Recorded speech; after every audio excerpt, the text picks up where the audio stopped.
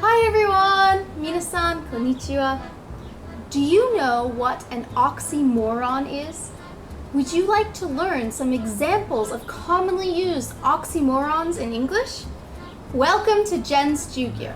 My name is Jen, and today we're going to talk about what an oxymoron is and take a look at 10 examples of oxymorons in English. To help you understand what an oxymoron is, I'm going to use 4 of them in a sentence. So please listen to my sentence very carefully and see if you can understand the 4 oxymorons that you hear. Here is my sentence. As I finished eating my jumbo shrimp, I joined a small crowd to watch a virtual reality demonstration presented by a seriously funny comedian. In that sentence, you could hear 4 examples of oxymorons. Jumbo shrimp, small crowd, virtual reality, and seriously funny. These are examples of oxymorons because an oxymoron is when you take 2 contradicting words and you put them together to create a new meaning in English. So you're taking 2 words that have opposite meanings, putting them together to create a unique meaning or a unique concept. Usually with oxymorons, the 2 words that are put together are an adjective and then a noun that have contradicting meanings. So in the example, jumbo shrimp. This is probably the most well-known oxymoron in English by native speakers. Shrimp means small and jumbo means big. It just means a very large shrimp. The second example, a small crowd, is a great example of an oxymoron. Small means that there is not very much or not very many people. But in English, the word crowd means many people have gathered together and they're all in one place, lots and lots of people. But together, small crowd means a few people have gathered. Not hundreds of people in a very large crowd, just a small crowd. The next example is virtual reality. Reality is something that is real. But virtual means something that is done through electronics. It's simulating something in the real world. And the final example that we had was seriously funny, right? So funny, you know, ha ha ha, and serious, right? But seriously funny, when we use this combination of words in this oxymoron, the word seriously is being used like the word really. Right? So he was really funny, seriously funny. Those were the 4 examples of oxymorons that you could hear in the introduction. Now, I want to take a look at 10 commonly used, super common examples of oxymorons in English that hopefully will help you to increase your English communication skills. Number 1, pretty ugly. Pretty ugly. For example, this Christmas sweater is pretty ugly. It's pretty ugly. So when you think of the word pretty, you think of something that is beautiful. Oh, look at the pretty sunset, or a pretty girl. But ugly is, no way, that is terrible to look at, right? So when we use the expression pretty ugly, by looking at this sweater, I think you can guess the meaning. Pretty ugly, in this case, the word pretty is being used like really or very. So if something is pretty ugly, it's very ugly. Number 2, awfully good. Or some people might say terribly good. I have accidentally confused students by using this expression before. I see them doing something and I say to them, wow, that's awfully good. And they think, awful, terrible, awful, terrible, these are horrible things, bad meaning. So bad and good, what does the teacher mean? If something is awfully good or terribly good, Again, you're using the word awfully or terribly to mean very, right? Our roommate is awfully good at cooking. Number 3. Number 3 is clearly confused. Huh? I am clearly confused. Now, this is an oxymoron because if something is confusing, it means it is not clear. The expression in this case, clearly confused, clearly is taking on the meaning of obviously or evidently. So, huh? I am clearly confused. Number 4.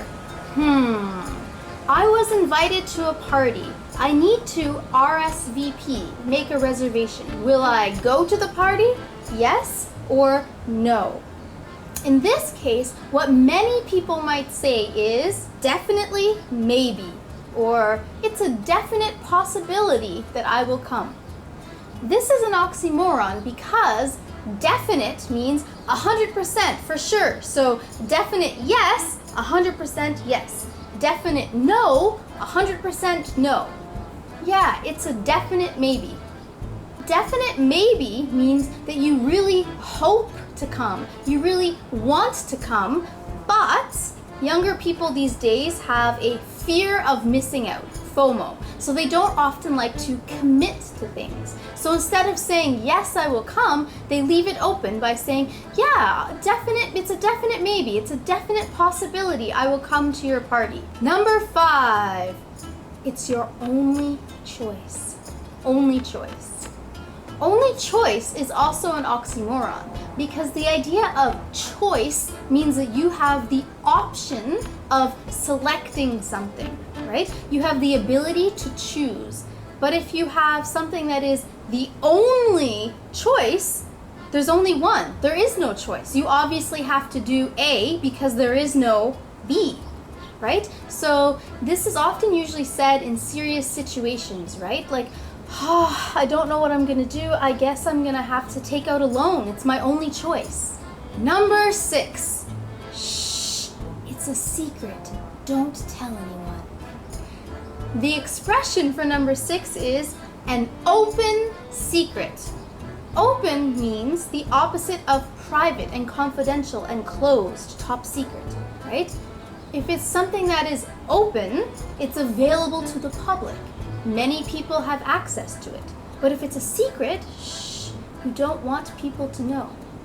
The idea of an open secret is that there is something that many people wish to keep a secret. They don't want to acknowledge this fact in public, but many people already know about it, right? So maybe, for example, the husband was trying to hide his affair, but everybody already knew it was an open secret.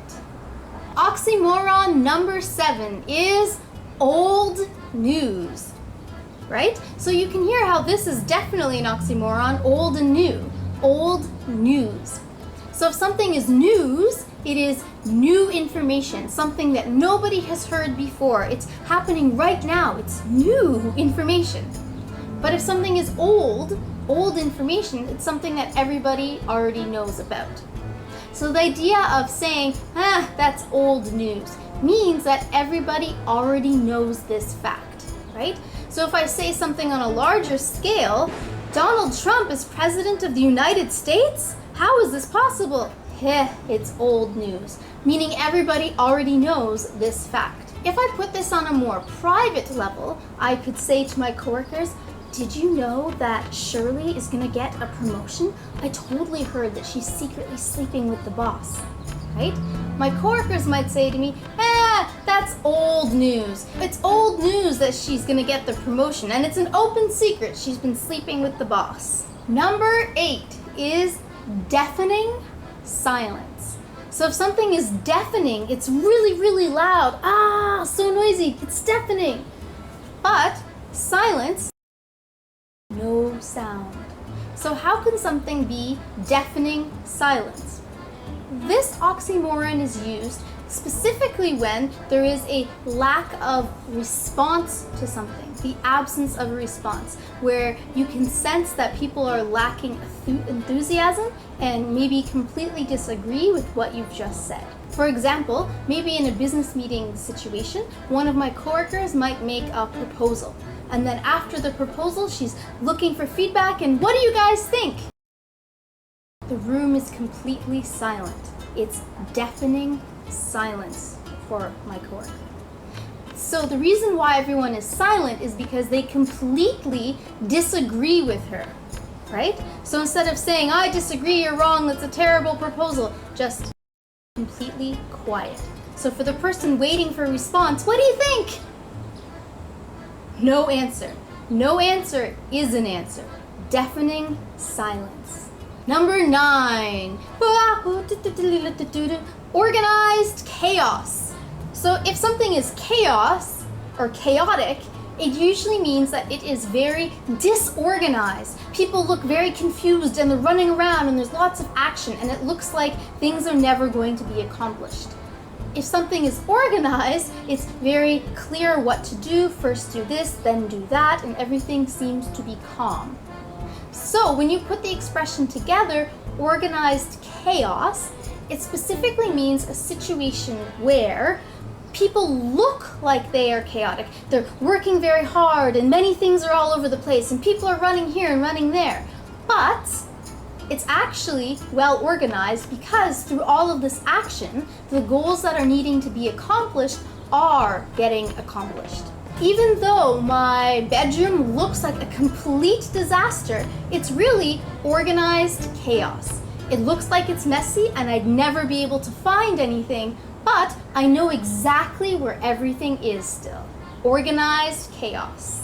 And the final oxymoron for today, number 10, is unbiased opinion. Unbiased opinion. Now, when I was a university student, I would often hear people say, oh, I need to ask the professor for his unbiased opinion. This is an oxymoron because if something is your opinion, it is coming from your point of view, from your personal judgment based on your experiences and your preferences. But the word unbiased means that you don't have a prejudice either way. It's equal and balanced. So how can it be equal and balanced and also from your personal point of view?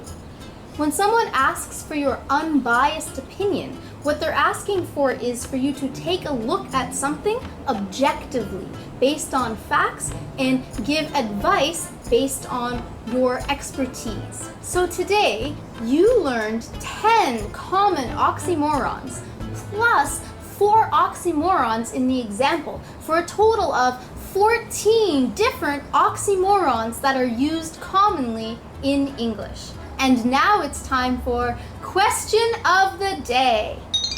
Today's question is, what is something that you are awfully good at? What is a skill that you are terribly good at? Let me know in the comments below. Thank you so much for watching this video. If you found it useful, please subscribe to my channel and give this video a thumbs up. Mina, benkyo, ganbatte ne! Ja ne! Oh, I really want to eat some jumbo shrimp now.